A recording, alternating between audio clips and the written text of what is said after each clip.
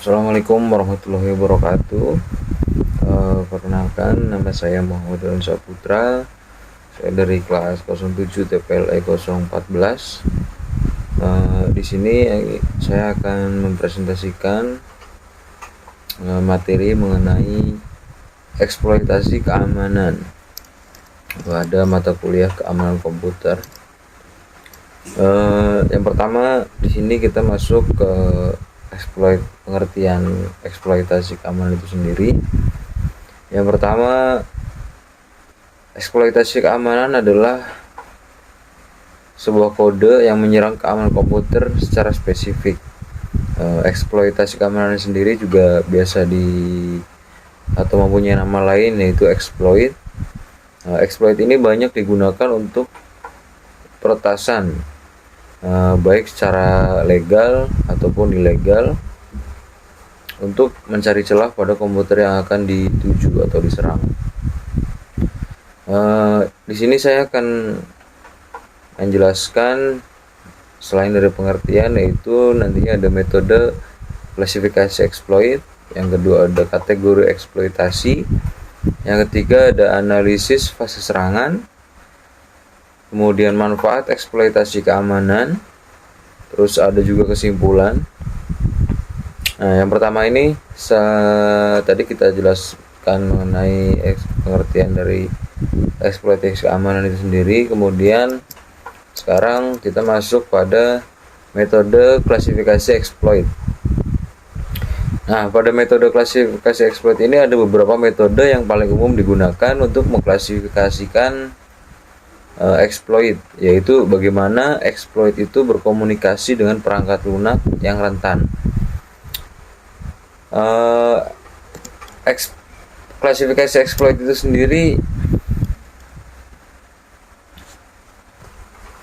dibagi menjadi dua, yaitu ada eksploitasi jarak jauh, yaitu bekerja melalui jaringan dan mengeksploitasi kerentanan keamanan tanpa akses sebelumnya ke sistem yang rentan. Yang kedua ada eksploitasi lokal. Eksploitasi lokal ini memerlukan akses sebelumnya ke sistem yang rentan dan biasanya meningkatkan hak istimewa orang yang menjalankan eksploitasi melebihi yang diberikan oleh administrator sistem. Eksploitasi terhadap aplikasi klien juga ada, biasanya terdiri dari server yang dimodifikasi yang mengirim exploit jika akses dengan aplikasi klien. Kemudian selanjutnya ada kategori eksploitasi. Untuk kategori eksploitasi ini pada umumnya dikategorikan dan dinamai berdasarkan kriteria berikut ini. Yang pertama ada berdasarkan jenis celah keamanan yang dieksploitasi. Jadi yang pertama ini tergantung dari jenis celah keamanannya. Dan mungkin dari levelnya, itu dari level yang keamanannya tingkatnya masih mudah sampai yang benar-benar level tinggi. Kemudian ada apakah mereka perlu dijalankan pada mesin yang sama dengan program yang memiliki celah, atau dapat dijalankan pada satu mesin berbeda untuk menyerang program yang berjalan pada komputer lain atau remote, ya. Kemudian yang ketiga ada berdasarkan hasil dari menjalankan exploit, diantaranya dari EOP, DOS, spoofing, dan lain-lain. Kemudian setelah dari kita bahas exploit keamanan, sekarang kita masuk ke analisis fase serangan. Analisis fase serangan itu jadi kita itu menganalisa fase-fase serangan atau tahap-tahap serangan dari hacker atau suatu hacking. Hacker itu yang akan melakukan suatu hacking pada sistem keamanan kita. Jadi kita melakukan serangan kepada aplikasi sistem keamanan kita. Tujuannya untuk mencari celah dari mana dari sistem kita itu yang masih lemah. Jadi disitulah nanti kita bisa menutup celah-celah tersebut. Yang pertama, fase-fase yang akan digunakan Untuk melakukan suatu hacking atau penyerangan itu yang pertama ada reconnaissance. Reconnaissance ini yaitu fase persiapan awal bagi penyerang untuk bersiap-siap menghadapi serangan dengan mengumpulkan informasi tentang target sebelum meluncurkan serangannya. Kemudian setelah mengumpulkan informasi target serangan, yaitu tujuannya untuk membuat serangan itu lebih mudah bagi para hacker. Bahkan dalam skala besar, secara serupa gitu, dalam skala besar yang membantu mengidentifikasi kisaran target.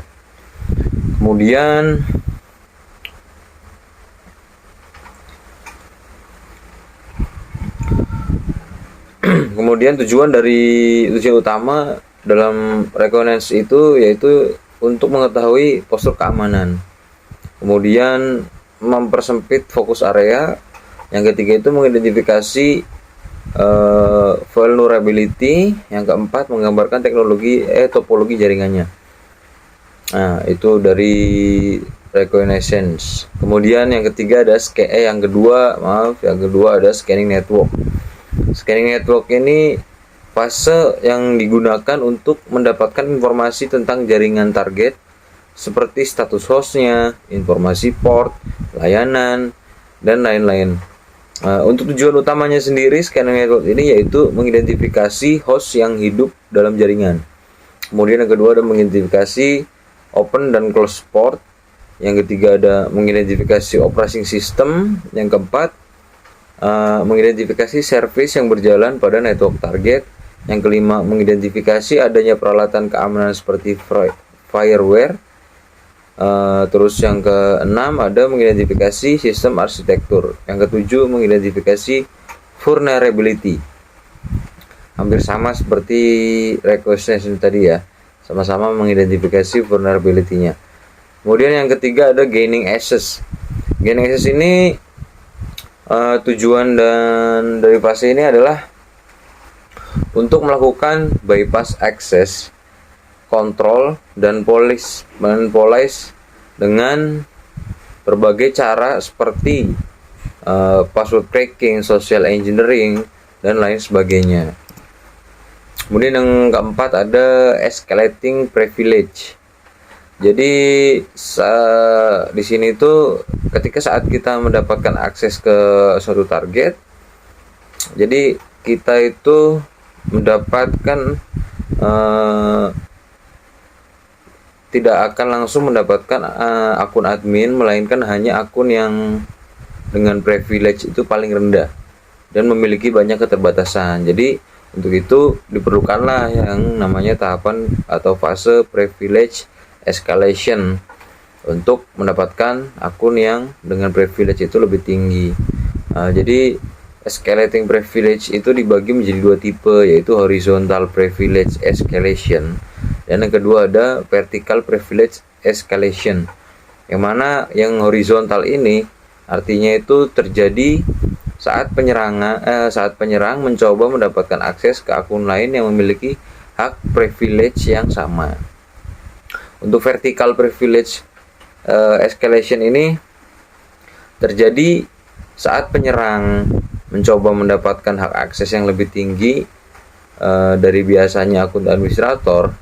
Privilege yang tinggi membuat penyerang dapat mengakses informasi rahasia, kemudian install, kemudian modifikasi, dan menghapus file pada program. Kemudian dapat juga digunakan tools seperti Metasploit.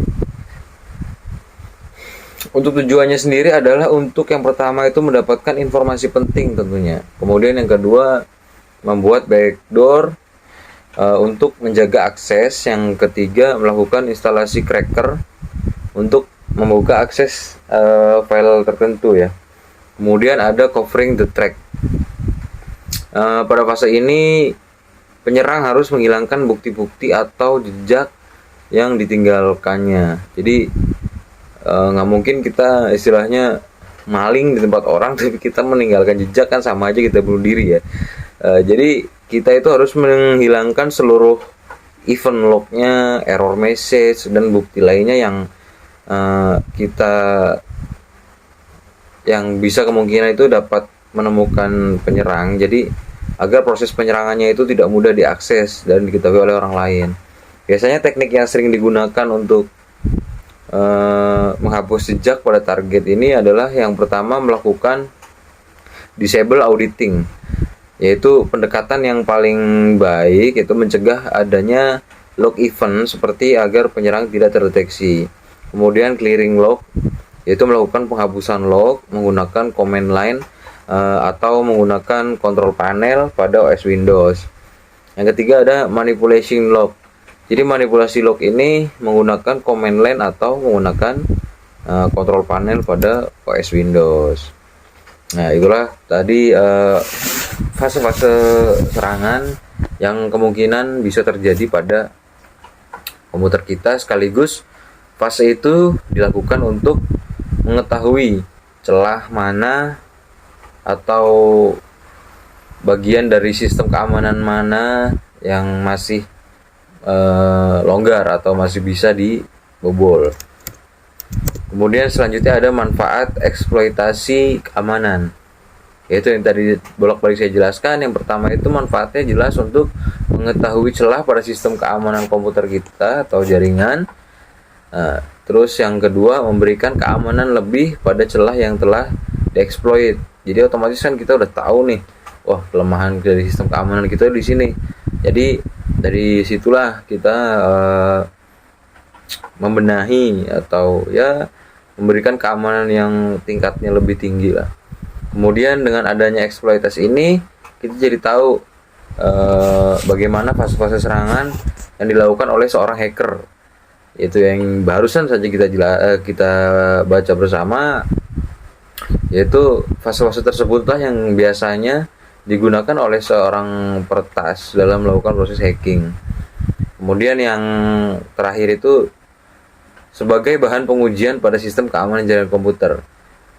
Jadi exploit ini sebenarnya itu bisa dibilang itu sangat penting ya bagi pengujian sistem keamanan kita. Jadi semakin